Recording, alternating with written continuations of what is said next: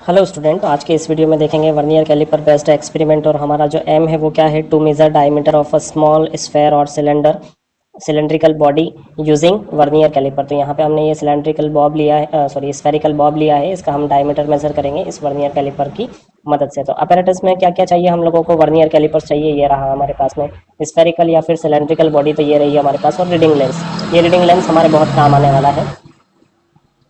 Observation देखें हम लोग, तो ऑब्जर्वेशन में सबसे पहले हमको क्या पता होना चाहिए, हमको पता होना चाहिए least count of vernier calliper. कैसे डिटरमाइन करते हैं, the value of one division on main scale. तो यहाँ पे देखिए वर्नियर कैलिपर में दो स्केल होती है। एक तो ये यहाँ पे जो एनग्रेव्ड की है पूरी, यहाँ पे ये सेंटीमीटर स्केल है, ये मेन स्केल है। और अगर आप इंच में डिटरमाइन करना चाहते हैं अपनी वैल्यू को, तो यहाँ पे ये इंच वाली ऊपर स्केल है। यहाँ पे देख सकते हैं ये लिखा हुआ है इंच और ये लिखा हुआ है सेंटीमीटर। दूसरी होती है वर्नियर स्केल, जो कि यहाँ पे ये जो इस पार्ट में है, देख सकते हैं आप लोग, ये जो दिख रही है ये हमारी वर्नियर स्केल है।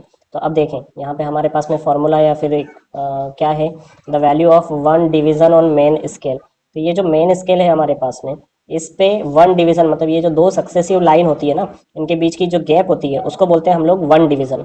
ठीक है, तो वन डिवीजन की वैल्यू कितनी है, 0.1 सेंटीमीटर। या फिर आप उसको मिलीमीटर में क्या लिख सकते हैं, 1 मिलीमीटर। अब डिनोमिनेटर में क्या है, total number of division on vernier scale. तो यहाँ पे देखिए ये वर्नियर स्केल है और इसमें वर्नियर स्केल में कितने डिवीजन है यहाँ पे, अगर आप काउंट करेंगे 1 2 3 4 5 6, तो ये टोटल कितने निकलेंगे, 10 निकलेंगे।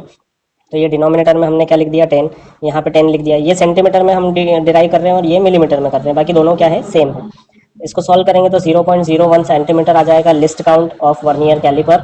और या फिर हम कह सकते हैं मिलीमीटर में 0.1 मिलीमीटर। तो इस तरीके से हमने लिस्ट काउंट निकाल लिया। दूसरी सबसे इंपॉर्टेंट बात जो हमको पता होनी चाहिए वो होनी चाहिए जीरो एरर। किसी भी इंस्ट्रूमेंट जिससे आप मेजरमेंट करते हैं आपको जीरो एरर पता होना चाहिए। तो देखिए किसी भी इंस्ट्रूमेंट में या तो जीरो एरर नहीं होगी, अगर बहुत एक्यूरेटली और बहुत प्रेसाइसली उसको डिज़ाइन किया गया है तो उसमें जीरो एरर नहीं होगी। पर अगर होगी तो फिर या तो नेगेटिव जीरो एरर होगी, नेगेटिव जीरो एरर, या फिर होगी पॉजिटिव जीरो एरर। ठीक है, अभी कैसे किसको नेगेटिव और किसको पॉजिटिव जीरो एरर कहेंगे हम लोग, तो चलिए देखते हैं। सबसे पहले आपको क्या करना है, वर्नियर कैलिपर को क्लोज कर देना। देखिए पूरा हमने क्लोज कर दिया, दोनों जॉ जो है वो फिक्स हो गई है। उसके बाद में आपको देखना है यहाँ का पहला लाइन, ये वर्नियर कैलिपर जो है वर्नियर स्केल, इसकी पहली लाइन देखें और ये जो जीरो दिख रहा है मेन स्केल का, ये जो पूरा चल रहा है यहाँ पे, इन दोनों को देखें, ये दोनों को इनसाइड होना चाहिए, मतलब कि एक सीध में होना चाहिए, एक लाइन में यहाँ पे होना चाहिए। और ये ऑलमोस्ट एक ही लाइन में है।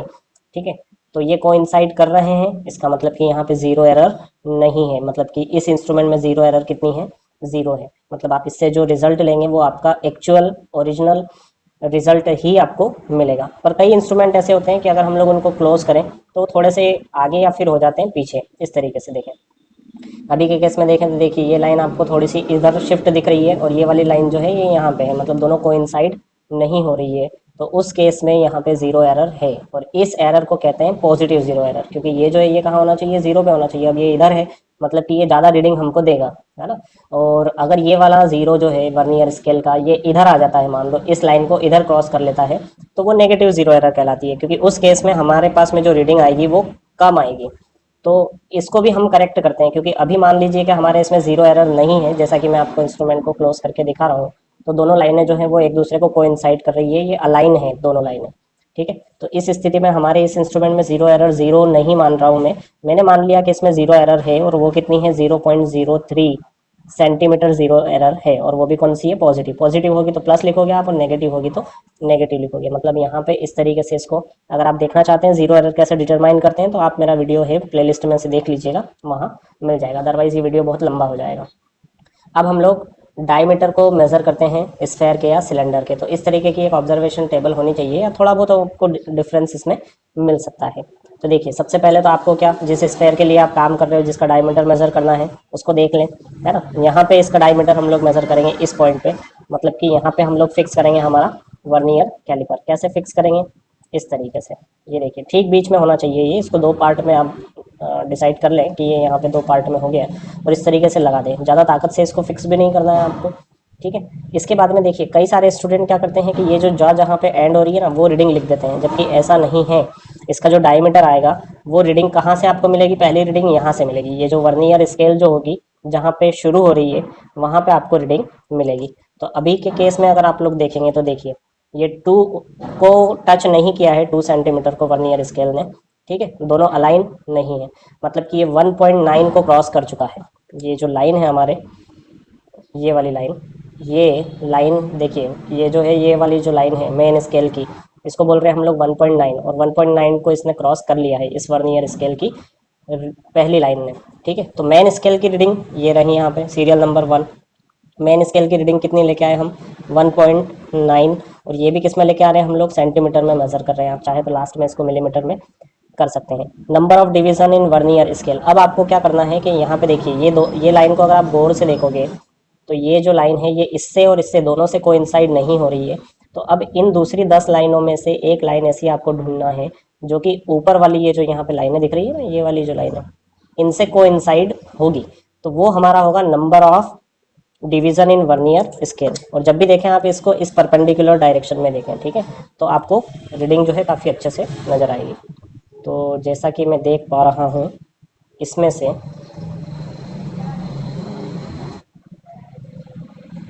आप अगर जरा गौर से देखेंगे तो ये जो 8th वाला डिवीजन है, देखिए ये एग्जैक्टली अलाइन है इस लाइन के साथ में, ठीक है, ये वाला 8th, ये 8th हो गया, फिर अगला 9, और ये वाला क्या हो जाएगा, 10 हो जाएगा। तो हम लोगों के पास में number of division on vernier scale पे क्या मिला है, 8 मिला है। आप अगर बहुत प्रिसाइजली देखोगे ना तो आपको एक लाइन इसके कोइंसाइड दिखेगी, अदरवाइज आप नॉर्मली देखेंगे तो आपको लगेगा कि सारी लाइनें जो है वो ऊपर वाली सभी लाइनों के कोइंसाइड है। तो यहाँ पे नंबर ऑफ डिवीजन मैंने कितना ले लिया, 0 point, sorry, number of division कितना है, 8 है, ये डेसिमल वगैरह नहीं लगाना है। अब देखिए वर्नियर स्केल की रीडिंग आपको लिखना है, तो आप क्या लेके आए हो, 8 number of division on vernier scale, multiply कर दो list count of vernier scale जो कि हमने ऊपर डिटरमाइन किया था, कितना था, 0.01 सेंटीमीटर, ठीक है, यहाँ पे लिख देंगे हम लोग इन सेंटीमीटर। तो बार बार हमको सभी जगह सेंटीमीटर लिखने की जरूरत नहीं पड़ेगी। तो हमारी वर्नियर स्केल की रीडिंग कितनी हो गई, 0.08, इन दोनों को मल्टीप्लाई कर लिया तो ये आंसर आ गया। टोटल रीडिंग में हमको क्या करना है, main scale reading plus vernier scale reading, मतलब कि ये मेन स्केल रीडिंग हो गई और ये वर्नियर स्केल रीडिंग हो गई, इन दोनों को ऐड कर देंगे आप, इनका सम निकालेंगे तो वो आ जाएगा 1.98, और ये रीडिंग भी किस में आएगी, इन सेंटीमीटर। तो इस तरीके से हमने वर्नियर कैलिपर की मदद से एक स्फेरिकल या फिर सिलेंड्रिकल जो बॉडी था उसका डायमीटर जो है हमने मेज़र कर लिया। पर क्योंकि हम लोगों को अभी और भी डायमीटर मेज़र करना है, आप चाहें तो यहाँ पे 2, 3, 4, 5 टाइम्स ज़्यादा एक्यूरेसी के लिए, अभी आपने इसको इस तरीके से फिक्स किया था, अब आप इसकी डायरेक्शन जो है वो चेंज कर दें, है ना, अभी इसकी परपेंडिकुलर डायरेक्शन में इस तरीके से हम इसको फिक्स कर देते हैं।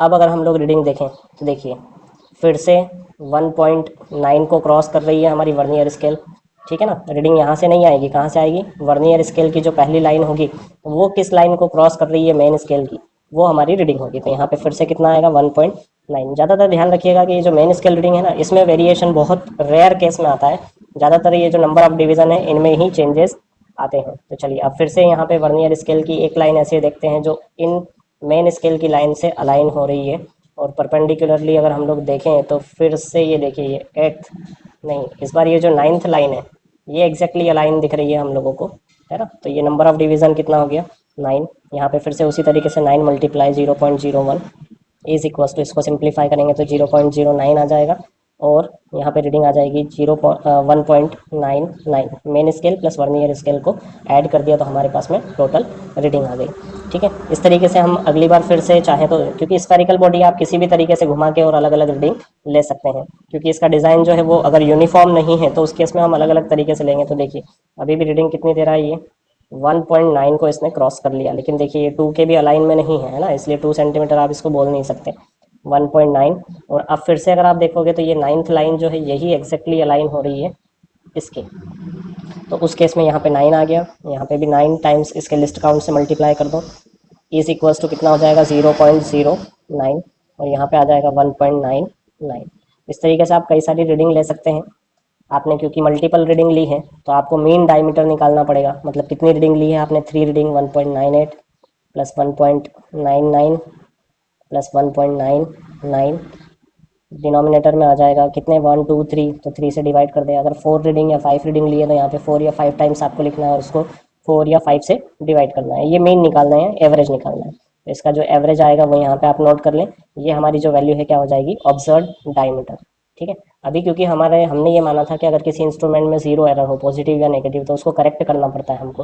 अभी क्योंकि हमारे इस इंस्ट्रूमेंट में जीरो एरर नहीं है, मतलब यहाँ जो आंसर आएगा वही मीन डायमीटर हो जाएगा इस स्फेरिकल बॉडी का। पर अगर मान लीजिए जीरो एरर है, तो उस केस में क्या करेंगे, उसको कैसे करेक्ट करेंगे, तो वो चलिए देखते हैं।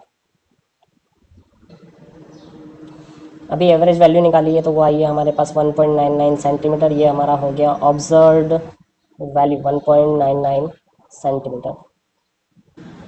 अब बॉब का अगर हम लोग रियल डायमीटर निकालें तो वो कितना होगा, ऑब्जर्व डायमीटर कितना लेके आए 1.99 और minus zero error with sign, है ना। तो जीरो एरर हमने क्या मानी थी कि हमारे इंस्ट्रूमेंट में 0.03 है और यहाँ पे पॉजिटिव एरर थी इसलिए प्लस लगाना है। अगर नेगेटिव जीरो एरर हो तो क्या लगाना है, नेगेटिव साइन यहाँ पे प्लेस करना पड़ेगा। नेगेटिव होगा तो नेगेटिव नेगेटिव क्या हो जाता, पॉजिटिव हो जाता। अभी यहाँ पे नेगेटिव पॉजिटिव क्या हो जाएगा, नेगेटिव 0.03 1.99, तो ये हो जाएगा यहाँ पे 1.9 और 6। और क्योंकि ये पूरा कैलकुलेशन हमने किस में किया है, सेंटीमीटर में, तो आ जाएगा सेंटीमीटर। देखिए अगर पॉजिटिव एरर होती, ये नेगेटिव एरर होती तो क्या होता, 1.99 माइनस नेगेटिव साइन भी लिखना है आपको जीरो एरर का 0.03, ये हो जाता 1.99 माइनस माइनस प्लस हो जाता 0.03 हो जाता और ये हो जाएगा 2.02। इस तरीके से ये हमारी वैल्यू आती सेंटीमीटर में। तो अगर हम लोग रिजल्ट देखें, ये ऑब्जर्वेशन से हमारे पास में आ गया, कैलकुलेशन से डायमीटर ऑफ गिवन स्फेयर और सिलेंडर इज कितना आ गया 1.96 सेंटीमीटर। अगर ये जो है पॉजिटिव एरर है और ये अगर मान लीजिए नेगेटिव जीरो एरर है तो आंसर आता 2.02 सेंटीमीटर। ठीक है। प्रिकॉशन क्या रखना है आपको, zero error should be taken carefully. इसकी जो जीरो एरर है वो आपको सबसे पहले मेजर करना है, तभी आपकी वैल्यू जो है, आंसर जो है वो सही आएगा। और क्या प्रिकॉशन है, reading must be taken perpendicular direction, मतलब आप जब यहाँ से रीडिंग ले रहे हो तो आपको इस डायरेक्शन से देख। तो अगर वीडियो आपको अच्छा लगा हो तो हमारे चैनल को लाइक शेयर सब्सक्राइब जरूर करें, यही आपकी तरफ से हमारे लिए गिफ्ट होगा।